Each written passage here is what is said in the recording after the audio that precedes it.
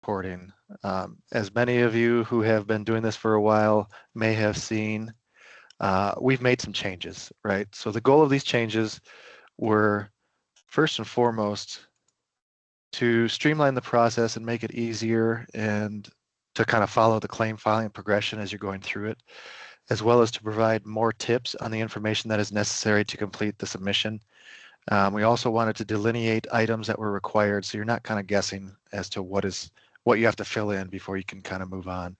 So how did we do this? First, we simplified by rearranging or even removing some of the things that were cumbersome and not necessary for the process. The submission pages were sorted to more follow the to more follow the first report of injury form, making it easier and flow better. We added more of the question mark tip buttons to help identify what information we are looking for. We added asterisks next to the items that were required for claim submission. And we also added two optional additions. First is the option to review the FROI form prior to submission, so you can see if you've made any mistakes. Second is once you submit the FROI, you have the option to upload supporting documents directly to the claim after submission. These can be, the signed FROI, wages, statements, etc. Essentially anything you want to upload. You can upload an unlimited number of documents, but each document size does have a size limit of 5 megabytes, and they do need to be in a PDF form. So let's just go right ahead and take a little look at this. So once you get to our website, obviously you can go ahead and log in right away. If you don't want to, you can just go straight down here to report an injury, or even if you click on employers, you can go straight down here to report an injury as well. Once you click on that report an injury, it'll bring you to this lovely page here. And again, if you get to this page and you realize, oh, I really did want to sign in, we do have this, I always call it an arrow to the door button where you can log in up on top there as well. So even if you got to this page and you're, oh shoot, I wanted to log in, you can always do that up here. You can file with a login or file without a login. The only benefit to filing with the login is if you wanted to, for instance, you're in the middle of filing a claim and then somebody comes in to start talking to you, you can actually save where you were at on that FROI and come back to it as long as you were logged in. If you file without the login, you cannot save it. If something happens, you have to go back and restart over with everything. As you can see, like I said, we added the asterisks and some more of these little tip marks. All you have to do is hover over them to kind of give you what needs to happen for those. So you have to have the policy number, whether you are logged in. If you're logged in, it should autofill your policy number and all that fun stuff for you. If you are not logged in, you do have to have your policy number, and we'll show you later why this is going to matter. And then time of accident doesn't have to be exact, just be as close to the time as possible. This just helps us as far as our investigation. Once you get all that stuff filled in, it'll bring you to the first page. Some of you who have been doing this for a while, you may remember originally we had it to where the very first page was asking questions about you as the person filling out the FROI, which was not good because a lot of times people just started filling out stuff about the injured worker, and a lot of times the injured worker and the employer names and information would get messed up on the FROI. We'd have some weird looking claims come in. So we fixed that. Okay, right away when you come in, we're asking solely about the injured worker and the incident that happened with them. Social Security number, as you can see, this is secure. So by all means, please do put that Social Security number in there. That does help us on our end as far as processing and paying benefits on claims.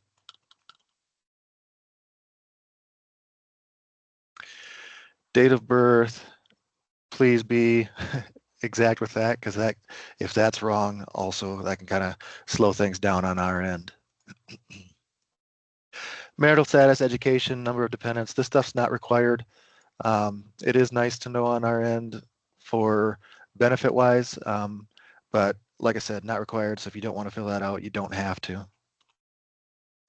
And then contact phone number, please put their personal phone number, not their work number. So, you know, if you have their cell phone or their home number, please put that in versus their work number. And the same thing with contact email. Please use their personal email, because a lot of times if we cannot get a hold of them by phone, we will send them an email. And if they're out of work, they may not be checking their work email. So a personal email is best so that we can get a hold of them that way if we can't get them on the phone. Coming down here, we've got the address. So this is pretty straightforward. You know, just looking for whatever their address is. If they have a PO box, we do ask for a physical address for them as well. So one of the reasons why we ask for this is, you know, let's say that we have to send them to a provider outside of the city that they reside in. We do pay for travel for that. And so a lot of times in order to figure out how we're going to reimburse travel, we do have to know where they're coming from and where they're going. So if we can get a physical address for them for that, that is very beneficial for us.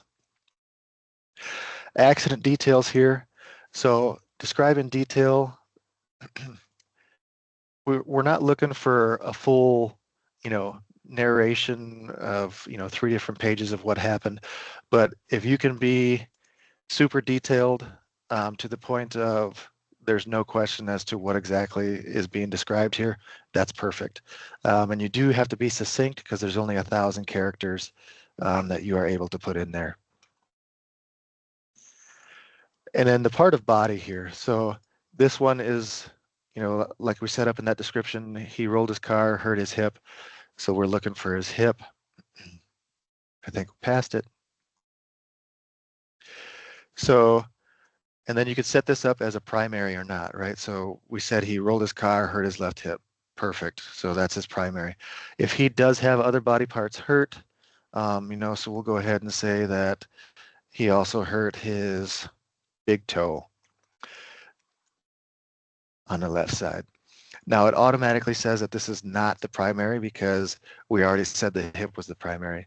If something were to happen to where, you know, there's multiple body parts and you just start listing the body parts and don't really know which one is the primary, you can do it where it's just the first is the primary and then continue to list them. We can always follow up with the injured worker once we get the claim to find out what the primary is and what exactly we're pursuing on the claim. Next, we're going to want to do the job title. So what exactly is their title that you hired them to do? And then employment status, full-time, part-time, other, piece worker, pre-release, seasonal. Most of us here will probably use full-time or part-time. Injured worker type. So are they employee or are they not an employee? If you select non-employee, it will ask for a little bit more detail about what is going on there. You know, casual employment, things like that. A lot of these in here, most of you will probably never use, but we do have a very robust volunteer section down here. So if it's a volunteer, just go ahead and scroll all the way down at the bottom and you can find what you're looking for there. If you do select employee, there's no drop down. It's just, we're good to go on knowing that they're an employee. The classification code. So at the beginning, I said you do need to have your policy number in order to continue on, and this is why. So whatever your policy is, these employee classification codes autofill on this section here. So for instance, we entered in the policy number for DOT, and so that's why all the DOT classification codes are showing up. If you enter your policy number, it's whatever you file as your classification codes for your payroll reports to our underwriters. Those are what are going to show up here on this end here. If you're not exactly sure what the classification code is, try to think it through a little bit and take your best educated guess on what it is. Or I know you can reach out to Rob or Andrew at WCMB. They can kind of help you figure out what classification code these workers would be under as well.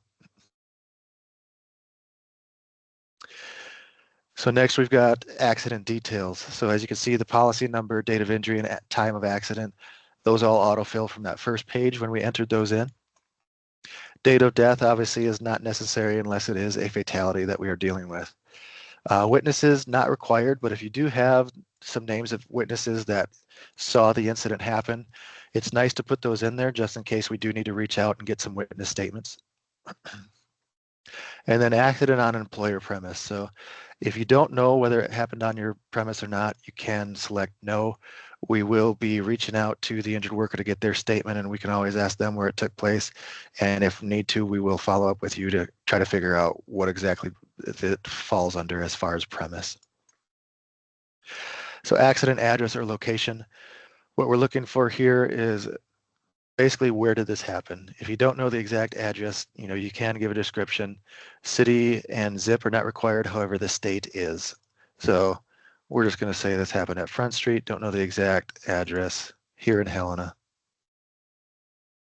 And the nice thing about the state is Montana does always pop up right at the top. And then department code. So this commonly used to help route MSF claim communications to the correct department, location, or person. And for a lot of you people that have different sites all throughout the state, what you can do is get a department code. So let's say you have a department in Butte and one way over in Glendive. You can add different department codes for wherever this took place, and it can kind of help you monitor where your injuries are happening. I do know our safety, our SMCs do like to look at that kind of stuff to kind of help you figure out where everything is happening and what we can do to help prevent some of that stuff. These department codes are entirely up to you if you want to use them or not. If you have questions about whether you want to use those or not, you can reach out to Rob or Andrew at WCMB. They can kind of help you out with that.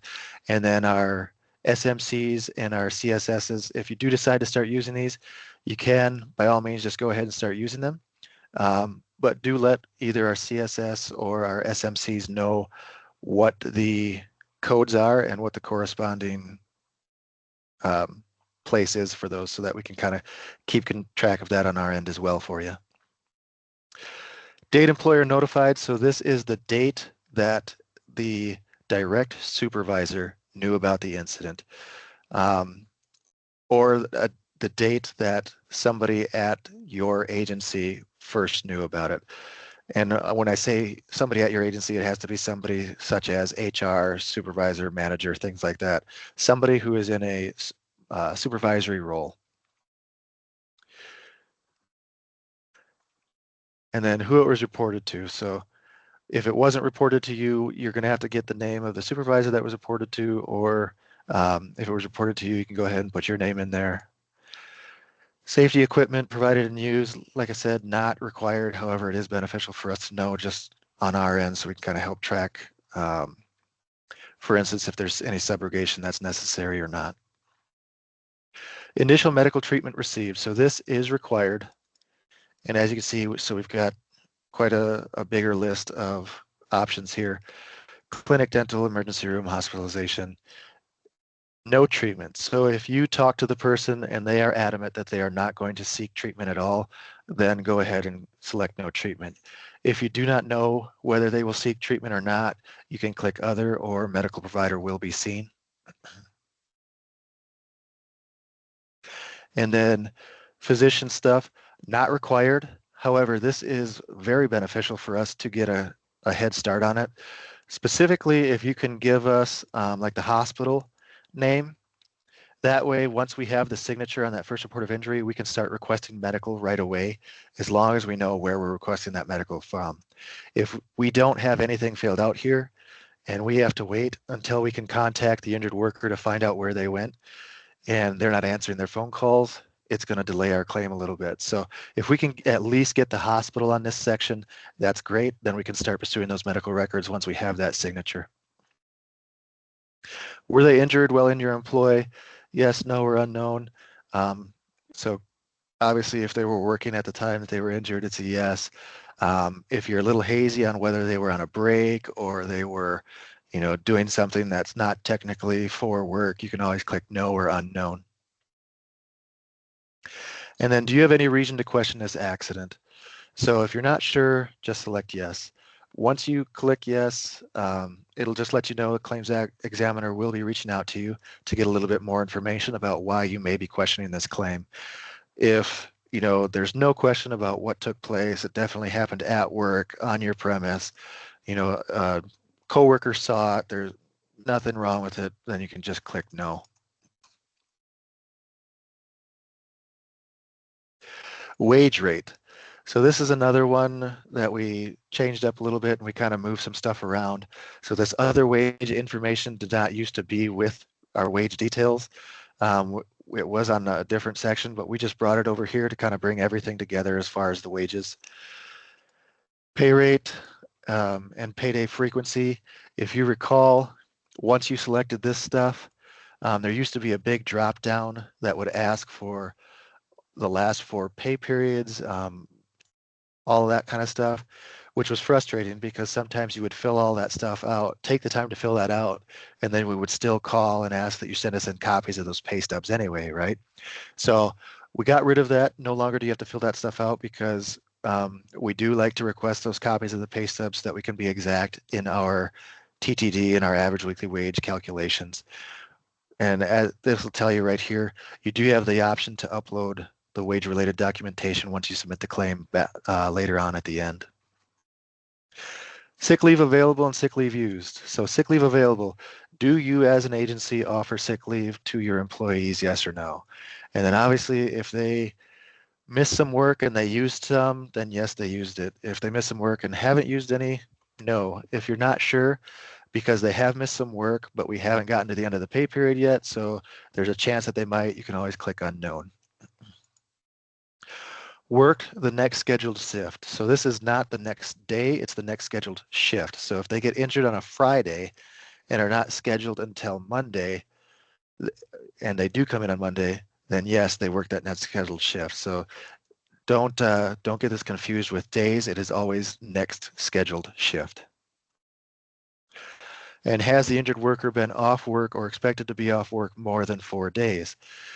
So again, this is 4 scheduled shifts. So if they are injured on a Friday, they have the weekend off, and they don't come back to work until the following Thursday, then yes, they missed 4 days or 4 scheduled shifts.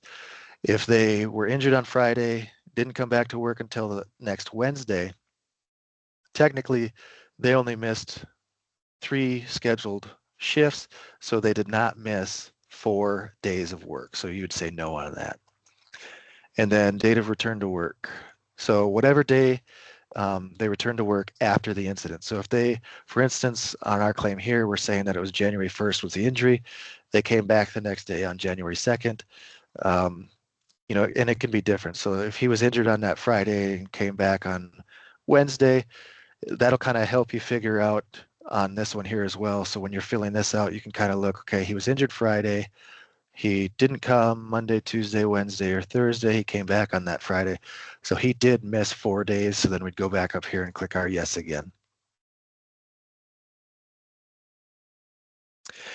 And then we get that, to the final page here. So this is where we switched it to now we're going to ask about you. So who is completing this form? So I am completing this one today.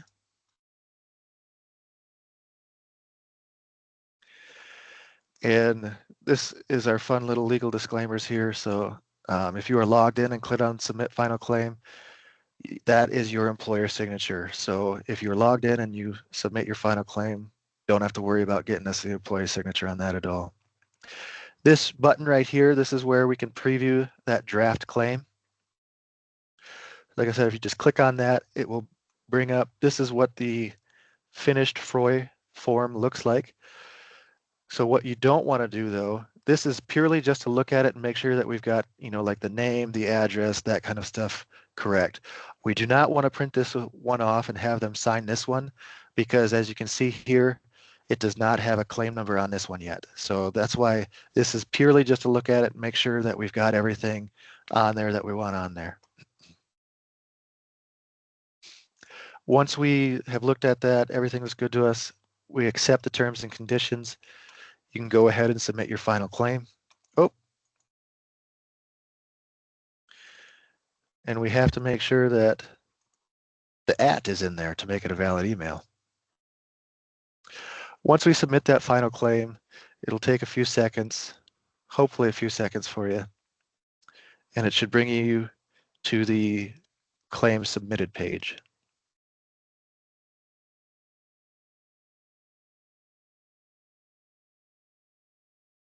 And of course, just because I'm presenting, that is when we're going to get the blue wheel of death on this.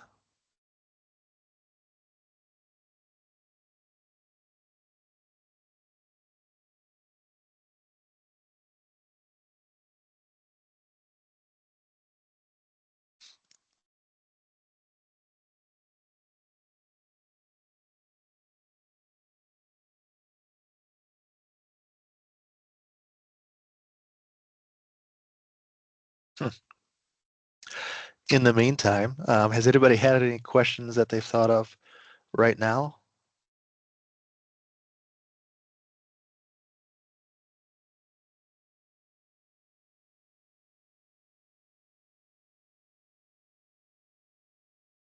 Okay, perfect. So we've got success here. We've submitted our claim. View submitted claim. So this is the FROI that will pop up, and this is the one, if you're going to print it off right away and have the injured worker sign it, this is the one that you want them to sign. It does have our claim number right here at the bottom. So you can go ahead, print that off, get the signatures on this, and then get this back to us. Like we said, once you submit the claim, you do have the option here to upload documents right away. So some of these is wages pay stubs, the medical status form, signed FROI form. And then you're going to add a description of what this is, and then go ahead and choose. Like I did say earlier, it does have to be in PDF format, and there is a 5 megabyte 5 megabyte cap on per page document or per document that is downloaded. So let's say, this first one, I went ahead and I uploaded that, and then I'm going to upload some pay stubs.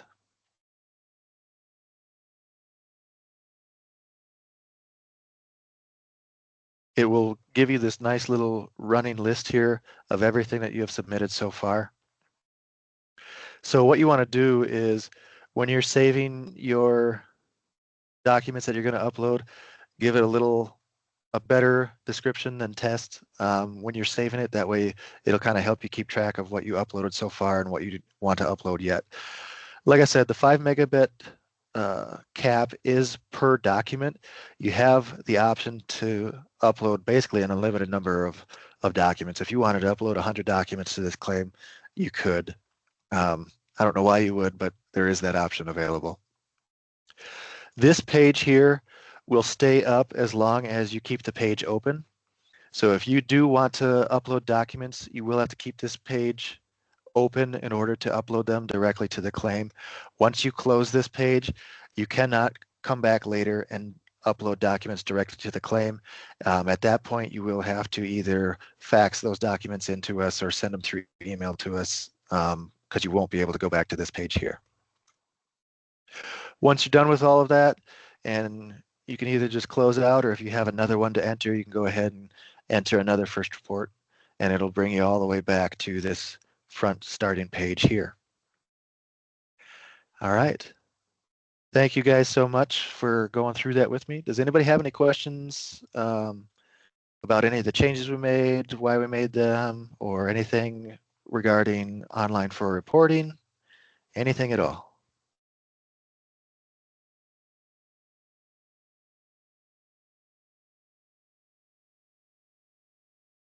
Great job, Eric. Thank you.